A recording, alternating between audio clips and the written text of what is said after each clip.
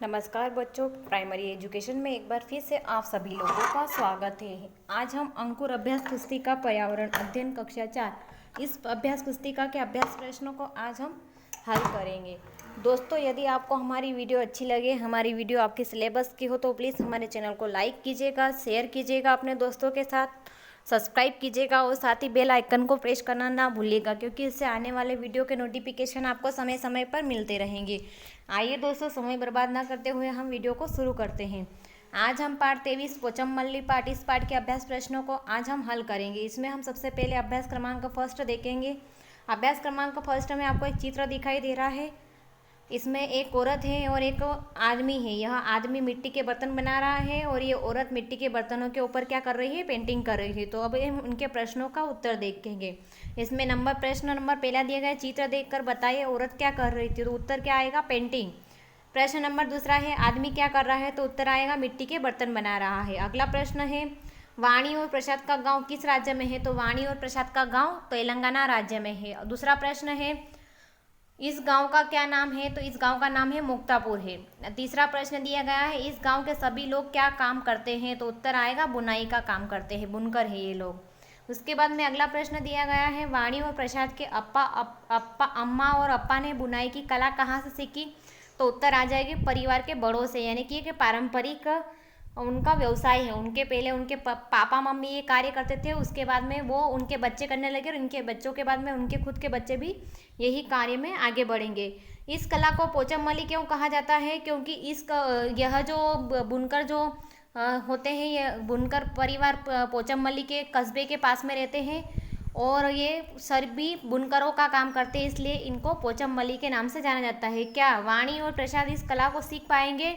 तो उत्तर आएगा हाँ, क्योंकि उनके मम्मी पापा उनको भी यह कला सिखा रहे थे। अगला प्रश्न दिया गया है, एक आपको चित्र दिखाई दे रहा है। इसमें यह चित्र पोचमपल्ली का कार्य की पोचमपल्ली की साड़ियाँ बनाई जाती है उसके बारे में दिया गया है। इसके प्रश्नों को हम आगे हल करेंगे।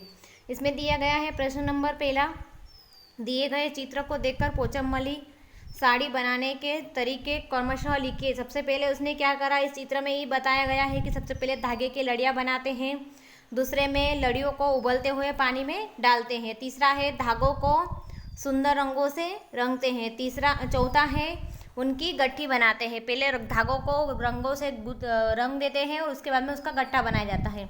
पांचवें में करघे पर लपटते हैं। फिर करघा जो एक बुनकरों का जो मतलब बुनकर जिससे कार्य करते हैं उसको करघा कहा जाता है, जिससे साड़ियाँ बनाई जाती है। उसके बाद में अगला है, इनसे कपड़े बुनाई होते हैं। आप कपड़ा उस पर बुनते हैं और उसके बाद में साड़ियाँ बनाई जाती है। कौन सी साड़ियाँ, पोचमपल्ली की साड़ियाँ। अगला प्रश्न है, भिंडी को काटकर इसमें रंगों से रंग छपाई करके किसी एक फूल की सुंदर आकृति बनाना है। यहाँ पे किसी एक फूल की सुंदर आकृति बनाना है भिंडी को काट कर। उसके बाद में नेक्स्ट क्वेश्चन दिया गया है, पोचमपल्ली गांव कैसे दुनिया भर में मशहूर हो गया। तो उत्तर आएगा, पोचमपल्ली गांव पोचमपल्ली साड़ियों के लिए दुनिया भर में मशहूर हो गया। दूसरा क्वेश्चन है, इस साड़ियों का नाम पोचमपल्ली क्यों रखा गया। तो उत्तर आएगा, पोचमपल्ली कस्बे के पास में है और ज़्यादातर परिवार बुनकर है, इसलिए इन साड़ियों को पोचमपल्ली के नाम से जाना जाता है या रखा गया। अगला दिवस है और अगला क्वेश्चन है कि पोचमपल्ली की साड़ियाँ कौन से धागे से बनाई जाती है। तो पोचमपल्ली साड़ियाँ रेशम के धागे से या सूत से बनाई जाती है, सूती से, सॉरी।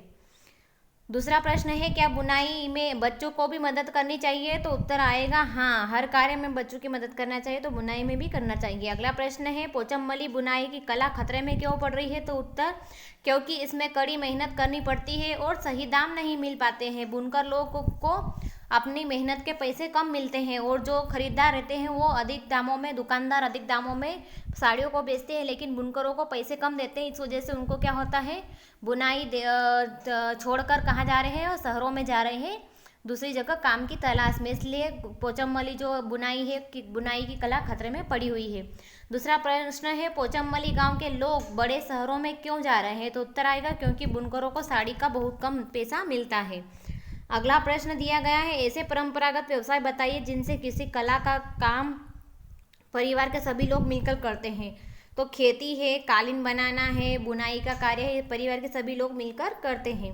अगला प्रश्न है, बुनाई में किस औजार का प्रयोग किया जाता है। तो उत्तर आएगा, करघे का प्रयोग किया जाता है।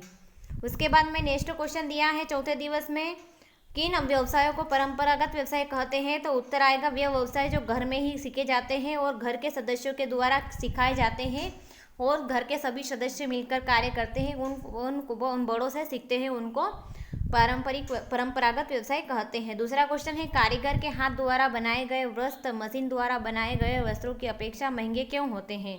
तो उत्तर आएगा क्योंकि उन वस्त्रों को कढ़ाई बुनाई का काम बारीकी से व साफ तरीके से किया जाता है, इसलिए उनका जो वस्त्रों की कीमत रहती है वो अधिक रहती है।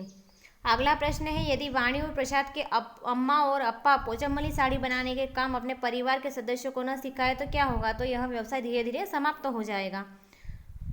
अगला प्रश्न है, दी गई साड़ियाँ किन स्थानों पर बनती है? तो चंदेरी साड़ियाँ मध्य प्रदेश में बनती है, बनारसी साड़ियाँ उत्तर प्रदेश में बनती है और पोचमपल्ली जो साड़ियाँ है वो तेलंगाना में बनाई जाती है। 5वां दिवस है, प्रश्न नंबर 1, निम्नलिखित काम कौन करता है? इनके नाम लिखिए। लकड़ी का काम कौन करता है? तो बढ़ई करता है। औजार बनाने का काम लोहार करता है। तीसरा, मिट्टी के बर्तन कुम्हार बनाता है।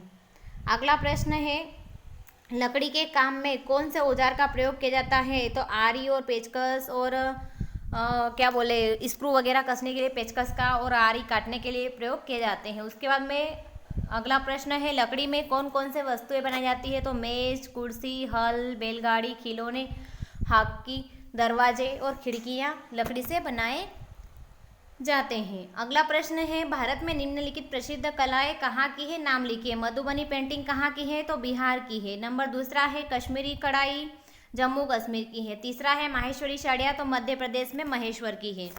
अगला प्रश्न दिया गया है, प्रश्न नंबर 1, छठे दिवस का, भारत के तेलंगाना राज्य के पोचमपल्ली गांव में मुख्य रूप से कौन सा काम किया जाता है? इसका नाम लिखिए। तो बुनाई का काम किया जाता है और पोचमपल्ली साड़ियाँ और सूट बनाए जाते हैं।